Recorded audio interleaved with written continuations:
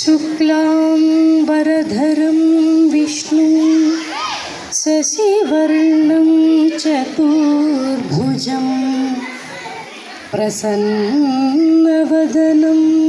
ध्यायेत् सर्वविघ्नोपशान्तये अगजा आननपद्मार्कं गजाननमहर्निशम्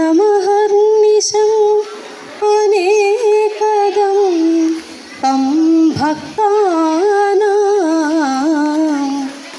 एकदन्तमुपास्महे